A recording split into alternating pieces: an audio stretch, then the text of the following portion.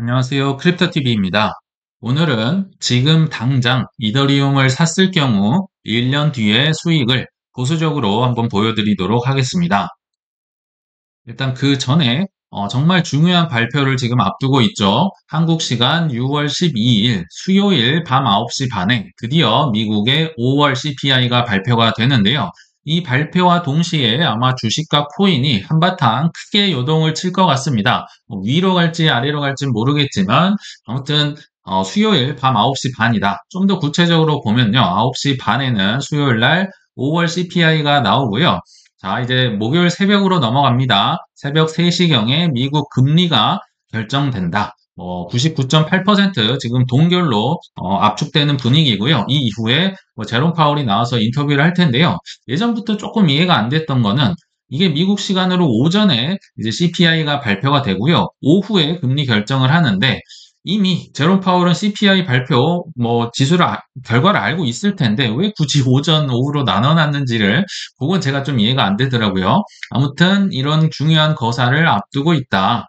게다가 저번 말씀드렸지만 6월 7일 비농업 고용 지표 굉장히 높게 나오면서 사실 의료 쪽과 서비스 쪽이 많이 나온 거죠. 그리고 정부가 투입한 일자리 이런 게 갑자기 치솟으면서 사람들이 돈 잘 벌고 있네. 금리 인하 안 해도 되겠네. 이런 금리 인하가 물 건너갔다는 이것 때문에 굉장히 지금 금리 인하 기대감이 뒤로 밀리고 위축됐는데요. 그 위축된 분위기만 잠깐 보고 넘어가시겠습니다. 제가 영상을 6월 10일 날 찍고 있는데요. 잔뜩 쪼그라든 6월, 7월, 9월, 11월 금리 인하 확률을 보실 텐데 6월은 아까 말씀드렸지만 99.8% 동결이기 때문에 자, 7월부터 한번 보시겠습니다. 7월 31일자 페드 미팅을 앞두고 있는데 이때 당시 7월도 기대를 하면 안 될 것 같아요. 금리 동결 확률이 무려 91%다. 그리고 8월은 CPI 발표는 있겠지만요. 패드는 쉽니다. 여름휴가 가야겠죠. 그리고 8월 건너뛰고 자, 9월 18일 날 또 패드 미팅을 앞두고 있는데 사실은 예전에는 9월 인하 확률이 그것도 이것도 원래 6월 인하 확률이었는데 9월로 늦춰졌다가 이 9월 금리 인하 확률조차도 동결 확률이 더 높습니다. 53% 정도가 역시 9월에도 금리 동결될 것이다. 이거 한 번 인하 확률 43% 생각보다 낮아졌죠. 그러니까 생각보다 이게 지금 분위기가 별로 안 좋은 게 이 이유인 것 같습니다. 그리고 역시 10월은 건너뛰고요. 11월 7일 날 이제 패드 미팅을 또 앞두고 있는데요. 11월에는 그래도 동결 확률이 38%로 조금 낮아지고요. 금리 인하 확률, 한 번 할 확률이 드디어 46%, 두 번 할 확률도 약 15% 정도. 이 정도면 이제 금리 인하는 될 것 같긴 한데 문제가 있죠. 미국 대선이 11월에 있는데요. 지금 이때 금리 인하를 해봤자 그러면 바이든은 이 금리 인하의 혜택을 받을 수가 없는 거죠. 주식이 이제 크게 올라야 되는데 대선 끝나고 올라봤자 바이든은 남 좋은 일 하기 때문에 11월에 금리 인하를 할 확률은 저는 개인적으로 조금 낮다고 보고 있습니다. 아무튼 지금 분위기가 좀 어수선한데요. 사실 이 불안감이요, 주식이나 코인 가격에 선 반영된 감이 있겠죠. 당연히 뒤로 늦춰졌으니까요. 그리고 CPI, 예전에 소개해드렸었지만, 통계를 다루는 분의 의지에 따라서 또는 고위 관계자의 의지에 따라서 엿장수 마음대로 통계를 바꿀 수가 있습니다. 예전에 커피 좀 높게 인플레가 나오니까 빼버렸었다고 한번 소개를 해드렸었고요. 한국도 마찬가지고 전 세계적으로 이 통계를 조작하고 싶은 유혹, 부채를 줄이고 싶고, 물가가 잡혔다고 하고 싶고, 근데 이런 거 해봤자 어차피 3년, 4년 후에 결국 다 밝혀지잖아요. 그러나 지금 당장 당선이 돼야 되고 정치적으로 인기를 얻어야 되니까 임기에 한계가 있으니까 엿장수 마음대로 통계를 조작할 수도 있겠다. 여러 가지 상황이 기대가 됩니다. 저는 차분하게 오르든지 내리든지 좀 잘 지켜보려고 하고 있고요. 자, 그러거나 말거나 저 혼자 장기 투자 캠페인을 거의 벌이고 있는 것 같은데요. 장기 투자 스테이킹을 합시다 캠페인 다시 한번 저번 시간에 이어서 저번에 워낙 코인 가격이 떨어지니까 사람들이 잘 안 보시더라고요. 그래도 포기하지 않고, 자, 그때 당시 어떤 얘기를 하셨었냐면요. 과거 제가 23년도를 기준으로 얘기 드렸더니, 과거는 말고, 자, 오늘 당장 할 수 있는 거 얘기해라. 어떤 분이 그러셨어요. 그래서 준비했어요. 오늘 당장 샀을 때 경우를 가정을 할 겁니다. 근데 원래는 저 23년도에도요, 이더리움 사고 스테이킹 하자 어, 정말 보수적으로 얘기해도 10번 넘게 얘기를 한 것 같거든요. 그러나 뭐 좋습니다. 자, 뭐 과거는 어쩔 수 없으니까 오늘 당장 이더리움을 삽시다. 그리고 솔라나는 너무 많이 올랐었잖아요. 23년도에. 좋아요. 너무 심하다. 이 친구는 빼겠습니다. 그리고 우리는 이자를 받아야 합니다. 그 이유가 결국은 이자를 받아야 월세로 뭔가를 받아야 나중에 뭐 경제적 자유든 뭐 노후든 생활을 할 수 있잖아요. 그래서 이자를 주는 거기 때문에 제가 뭐 여러 가지 뭐 배당주, 코카콜라나 JEPI 이런 거에 비교를 했었는데요. 그것도 어떤 분은 무슨 비교도 안 되는 걸 가지고 비교를 하냐 해서 자, 요 예전에 한번 보여드렸는데 또 한번 보여드릴게요. 이 파란색이 이더리움이고요. 우주 최강 주식들 예전에 한번 보여드렸었잖아요. 엔비디아, 테슬라, 마이크로소프트, 뭐 현재 세계 1위죠. 마이크로소프트요. 애플 지금 뭐 2위에서 3위 왔다 갔다 하고 아마존. 그러나 뭐 세계 최고의 사랑을 받는 성장주입니다. 뭐 이자는 거의 주지 않는 주식들임에도 불구하고 역시나 이더리움의 이 성장률을 극히 하회하고 있죠. 사실 엔비디아는 최근 기준으로 하면 유일하게 이더리움을 이기는 주식이긴 한데 이거는 정말 뭐랄까요? AI 열풍이 불면서 우주에서 가장 지금 상승률이 가장 이 분위기를 탄 주식이라 그렇고요. 그냥 16년도 뭐 예전으로 그 이더리움이 태어났을 때 15년, 16년으로 비교해 보면요. 결국 뭐 비교가 되지 않을 수준이다. 그래서 제가 말씀드렸죠. 코카콜라 JEPI랑 비교한 이유가 이자를 받아야 하기 때문에 그렇고요. 성장주랑 비교해도 뭐 웬만한 뭐 엔비디아를 빼고는요. 최근 주식도 다 이더리움이 압도를 합니다. 게다가 사이클을 가지고 있죠. 요 일전에 말씀드렸잖아요. 17년, 21년, 이거 언제가 될지 모르지만 25년 이쪽 저쪽으로 크게 한번 오를 것이다. 어느 정도 예상이 된다는 거죠. 그리고 가장 큰 또 중요한 이유 중에 하나가 제도권에 아직 들어오지도 않았습니다. 한국은 세금도 걷지 않고 있고요. ETF조차 없는 이 비제도권의 주식 얼마나 가능성이 높을까요? 그리고 이자도 약 3% 정도 주기 때문에 제가 뭐 사실 그렇게 재미없고 사람들이 비싸다고 안 사는 이더리움을 다시 한번 보여드리도록 하겠습니다. 자, 오늘 사는 겁니다. 6월 10일 가정을 해보겠습니다. 오늘 약 1억 원 정도를 역시 산다고 가정을 하면요. 정확히는 20개도 사실 살 수가 없죠. 500, 한 17만 원 정도 하더라고요. 영상 찍고 있을 때. 그래서 19.3개를 이더리움을 사서 스테이킹을 하면 1년 후에 얼마가 돼 있을까? 제가 다시 한번 계산을 해볼 텐데요. 이거는 저번에 보여드렸던 이제 코카콜라와 이더리움 계산을 한 겁니다. 23년도 1월 1일에 샀을 때 뭐 152만 원. 근데 23년 12월 말에는 약 308만 원에서 손익률 한 2배 정도 됐었죠. 그래서 원금은 뭐 2배 정도 됐지만 1억을 넣으면 뭐 2억 200만 원 정도 되네요. 그러나 우리는 그 이자를 더 보겠다 해서 이제 세금이 없죠, 지금은. 그래서 세금은 1억을 넣으면 3%에서 300만 원이 아니라 약 606만 원 정도 되더라. 그 이유도 한번 소개해 드렸었죠. 그 이유는 1억의 세금, 그 3%가 붙는 게 아니고, 이 샀던 가격 152만 원에 붙는 게 아니라, 이더리움 개수의 이자가 붙는다. 암호화폐입니다. 화폐이기 때문에 화폐 이자가 붙는 거예요. 그래서 65개나 살 수 있었죠. 이때 당시에. 여기에 대한 3% 결국 1.97개를 이자로 1년에 받는데 여기에 이제 23년도 12월 말 가격 곱하면 606만 원을 받더라. 그래서 2억 800만 원 정도를 받는다. 이게 23년도 1년에 있었던 일입니다. 근데 과거는 뭐 못하니까 어쩔 수 없고요. 자, 24년 6월 10일 날 제가 현재 가격을 보니까 517만 원 막 왔다 갔다 합니다. 뭐 흔들흔들 하고 있긴 하던데요. 더 낮으면 더 좋죠. 뭐 손익률이 더 높아질 거니까요. 자, 그러면 25년 6월 10일이라고 대략 가정은 했는데요. 이번 사이클의 정점, 뭐 짧게는 24년 말에서 길게는 25년 12월 이 사이에 언젠가 올 거라고 보는데 그냥 1년으로 가정을 해 보겠습니다. 이 가격을 알면 이게 엑셀에 넣으면 이게 차르륵 나오겠죠. 그래서 요거를 이제 예상을 해 보려고 하는데요. 자, 이더리움의 고점을 보수적으로 계산해 보자. 더 높게 부르는 건 문제가 될 수 있죠. 낮게 부르는 건 괜찮지만, 그래서 최대한 보수적으로 꾹꾹 눌러서 한번 예상을 해 보겠습니다. 근데요, 예전에 비트코인은 사이클도 있고, 그래도 뭐 사이클을, 뭐 반감기도 있고 해서 좀 거쳐서, 그래도 뭐 추세다 뭐다 하면서 통계를 낼 수가 있는데요. 이더리움은 너무 이게 수명이 짧아가지고, 15년, 16년에 처음 태어났거든요. 그래서 뭐 추세고 뭐고 정말 각이 안 나옵니다. 제가 이렇게 한번 다 써봤거든요.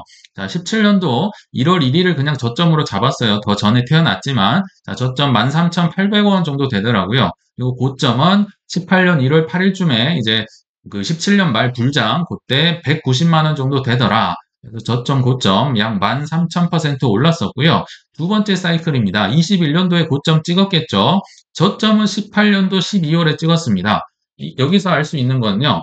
고점 갔다가 저점 가는데 보세요. 1월 8일에서 12월 약 1년 정도 걸리더라. 고점 찍고 저점 가는데 이제 92,000원까지 떨어졌거든요. 190만 원 갔던 게 1년 후쯤에 고점 찍고 저점 오더라. 뭐 참고해 주시면 좋을 것 같아요. 그리고 고점은 21년도 5월 불장에 540만 원 갔더라. 한 5,700% 올랐네요.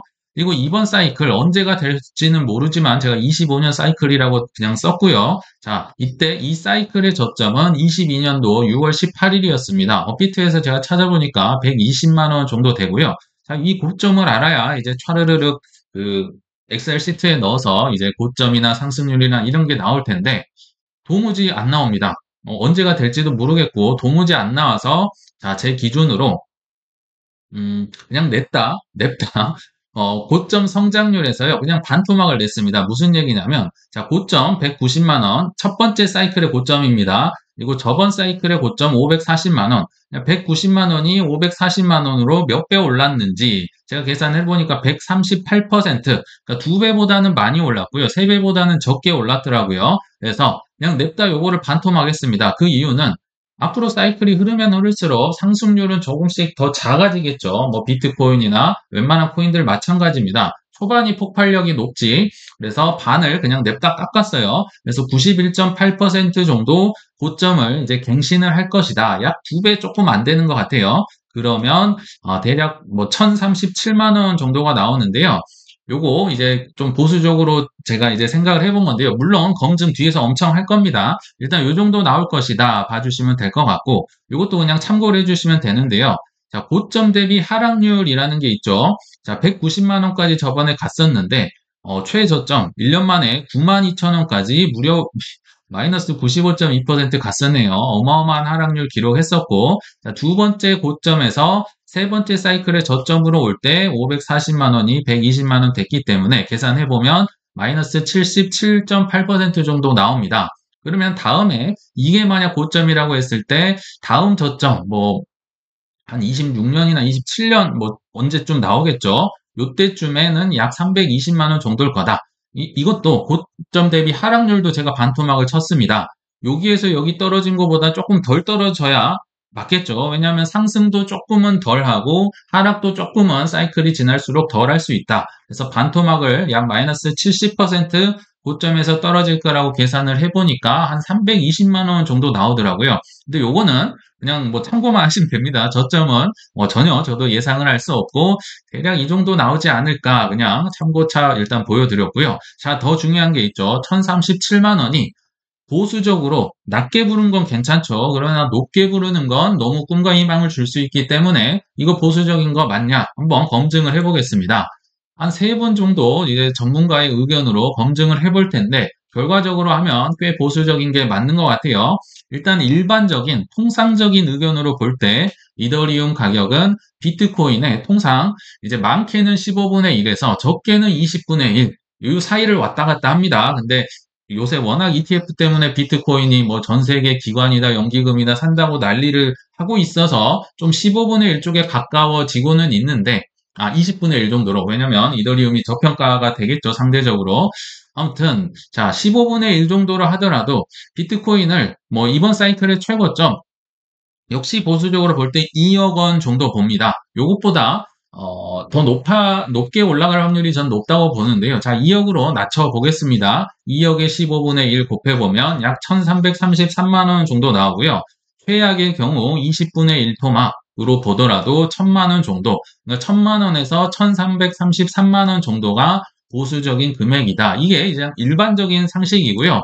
자, 상식으로만 할 수는 없기 때문에 모건 크리 캐피털, 마크 유스코라는 분이 있죠. 자, 올해 2월 25일자 기준으로 이더리움이 결국 비트코인보다 시총이 작기 때문에요. 더 상승률이 좋을 것이다. 적게는 10K에서 15,000불까지 갈 것이다. 지금 환율이 좀 올랐기 때문에요. 환율로 계산을 해보면 이번 사이클에 1380만 원에서 많게는 2000만 원을 넘게 돌파할 것이다. 아까 제가 얘기한 1037만 원보다는 훨씬 이제 세게 부른 거죠. 그리고 또 다른 이제 유명 인플루언서, 저희 채널에서 또 자주 등장했던 마크 데이비스 역시 최근에 5월 29일자로 비트코인은 15만 불, 이것도 2억이 넘는 금액이에요. 그리고 이더리움은 15,000불 정도 갈 것이다. 아무리 뭐 세게 불렀다고 해도요, 정말 2,070만 원 정도를 부른 거니까, 아까 제가 말씀드린 1,037만 원은 냅다 반토막을 그냥 친 건데, 상당히 보수적인 금액인 걸 알 수가 있겠죠. 그리고 상식적으로 봐도요, 지금 뭐 비트코인이 뭐 9,700, 800 하다가 2억이잖아요. 그럼 비트도 2배 정도는 가는데, 이더리움이 지금 2배 간다는 거니까, 사실은 굉장히 낮게 측정을 한 걸 알 수가 있습니다. 자, 그러면 아까 엑셀식에다가 1037만 원 한번 냅다 집어넣어 보겠습니다. 그러면 이제 뭐 상승률이다 뭐다 쭉쭉 나올 텐데요. 자, 1037만 원 정도를 집어넣어 봤거든요. 그리고 뭐 아까 그 다음 사이클의 저점은 320만 원 정도 나온다고 말씀드렸었죠.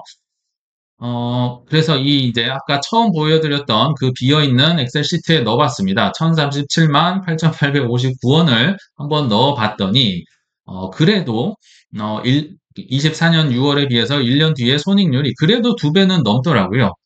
뽀듯이 넘어서 원금이 이제 2억이 조금 넘더라. 2억 59만 원 정도 되더라. 이거 아직은 뭐 세금이 내년에 어떻게 될지 모르겠지만, 뭐 내면 내는 거고요. 일단 세후 배당, 그 이자라고 하죠. 일단 세금이 없기 때문에 한 600만 원 정도, 601만 원 정도 나오더라. 요거 어떻게 계산했는지 다시 한번 복습을 해보면요. 자, 24년 6월 10일 당시 1억 원으로 산 이더리움 개수 아까 19.3개였었잖아요. 근데 1년 전으로 거슬러 가면 23년도에는 아까 65개, 65.6개 샀었습니다. 비록 뭐 3분의 1 토막, 4분의 1 토막 났지만 괜찮아요. 19.3개에 대한 3% 이자가 붙기 때문에 0.58개 이자로 받겠지만, 자, 그러니까 뭐 한 개도 안 되긴 하지만 이더리움 가격이 올랐기 때문에 결국은 601만 원 정도 이제 원금은 건드리지도 않았어요. 이자로만 내 생활비나 뭐 내 노후라든지 소고기 사 먹을 수 있는 돈이 나오더라. 그리고 뭐 언제든지 찾을 수 있죠. 비록 언스테이킹 하는데 10일 정도 걸리긴 하지만 뭐 분기마다 받고 배당처럼 이런 게 아닙니다. 매일 이자를 받고 있는 거예요. 그래서 제가 드리고 싶은 말씀의 요점은요. 지금 크립토로 치면 봄이 23년, 여름이 24년, 그리고 가을이 25년이라 보면요. 지금 봄에서 여름 간 거나 여름에서 가을 간 거나 지금 보수적으로 계산하긴 했지만 수익률적으로 보면 거의 비슷했습니다. 원금도 역시 2배 정도였고요. 세후 배당도 아까 뭐 606만 원 정도 했었거든요. 23년도에. 그래서 제가 말씀드리는 건 늦었다 하고 비싸다 하지만 이더리움조차도 아직 늦지 않았다. 좀 희망적인 말씀을 장기 투자로 좀 말씀을 드리고 싶어서 이렇게 나름대로 열심히 머리를 한번 굴려봤는데요. 자, 결론으로 왔습니다. CPI, 저는 크게 상관하지 않습니다. 최고 상승률을 기록하는 그 어떤 자산, 뭐 배당주, 뭐 부동산, 뭐 성장주 어떤 거에 비교를 해도요. 저는 비교가 안 되는 것 같아요. 제가 너무 편파적이라고 생각하실 수 있겠지만 뭐 여러 가지 통계를 좀 보여드렸었잖아요. 최고 상승률을 기록하는데 이자까지 주는 비제도권 자산에 투자를 하면 어떨까 생각이 들었습니다. 요거는요, 제가 그냥 나름대로 이렇게 세 단계로 구분을 해봤는데요. 가장 상위에 있는 것의 특징이 뭘까요? 여기 코인 스테이킹 있고, 지적재산권, 뭐 책, 음악, 배당. 여기 보시면 할 게 없어요. 물리적으로 할 수 있는 게 아무것도 없어요. 그냥 스테이킹 꼭 누르면 그걸로 끝나고요. 뭐 책이든 음악이든 배당이든 그냥 하는 거 없이 들어오잖아요. 물리적으로 하는 게 없다. 그래서 이게 가장 바람직한 수단이긴 하겠죠. 비록 이거를 이루는 데까지는 어렵겠지만요. 그 중간에 계신 분들은 사실 부동산 월세 왜 여기 있어야 되는 거 아니냐? 제가 볼 때는요. 부동산 월세도 만만치 않아요. 뭐 공실이 생길 수도 있고요. 세입자 뭐 나간다 만다 뭐 관리를 해야 되고 수리 받아야 됐죠. 그리고 세금도 내야 되고 뭐 사기 전에도 사고 들고 있어도 사고 팔 때도 사고 얼마나 세금 많이 냅니까? 그리고 복비 나가야 되고요. 또 결정적으로 정권이 바뀔 때마다 이게 막 왔다 갔다 정말 피곤할 것 같아요. 그래서 부동산도 생각보다 많은 세심한 이 관리가 필요하다, 손이 많이 간다. 그리고 뭐 대기업 회장님이라고 썼는데요. 웬만한 뭐 사장님들 다 뭐 골프 치러 가고 좋아 보이지만 이분들도요, 결국은 일을 하셔야 돼요. 뭐 회사의 목표, 비전 제시해야 되고요. 인원 관리해야 되고, 영업해야 되고, 뭐 정치인들 만나야 되고, 이분들도 뭐 이재용, 뭐 SK 회장님들 다 이렇게 사시잖아요. 어렵습니다. 생각보다 손이 많이 가더라. 그리고 제가 노동 전문가라고 썼는데요. 노동을 하는 분들 중에선 거의 최강의 전문가, 가장 많은 소득을 버는 의사, 약사, 변호사, 변리사, 회계사들조차도 본인의 시간을 이제 그 돈으로 바꿔야 할 수밖에 없는 거죠. 그래서 아무것도 안 하는 분들에 비해서는 그래도 고생을 하는 편이다. 그래서 제가 중간에 지금 넣은 거고요. 이제 뭐 직장인이나 자영업은 뭐 이루 말할 수 없죠. 일단은 뭐 모든 시간 90% 이상을 여기에 집어넣어야겠죠. 우리의 뭐 여가 시간이든 뭐든 다 갈아 넣어야 뭐 승진도 할 수 있고 뭐 경쟁자들도 이길 수 있겠고요. 또 각종 갑질을 마주합니다. 외부에서도 갑을병정, 갑이 얼마나 많습니까? 그리고 혹시라도 뭐 갑이 없다면 이제 내부에 갑이 있겠죠. 그리고 뭐 별점 테러를 당하는 분들, 뭐 육수를 주지 않아서 뭐 상을 엎었다, 뭐 조폭이 뭐 난동을 부렸다, 수많은 사건 사고 정말 힘드신 것, 저도 뭐 뭐 제가 해보진 않았지만 간접적으로 잘 들어서 알고 있고요. 또 세금도 역시 5월에 많이 내셨고, 정말 힘들잖아요. 그래서 직장인들 자영업 하시는 분들이 저는 이쪽으로 좀 오시면 어떨까, 이런 생각을 계속 장기 투자 스테이킹을 통해서 좀 넘어오시라는 차원에서 계속 막 이렇게 시뮬레이션을 돌려보는 것 같습니다. 아까 말씀드렸지만 물리적으로는 그렇다고 큰 고생을 할 건 없지만 다만 몇 년 정도의 시행착오와 탐욕의 쓴 맛을 겪으면서 관광기 사이클을 이해를 하시고 엄청난 변동성을 감내할 수 있을 만큼의 지적 자신감을 좀 쌓으셔야 하긴 합니다. 아직 제도권에 들어오지도 않은 이 자산의 거대한 사이클의 흐름에 잘 올라타시길 바라면서 이만 물러가겠습니다. 시청 감사합니다.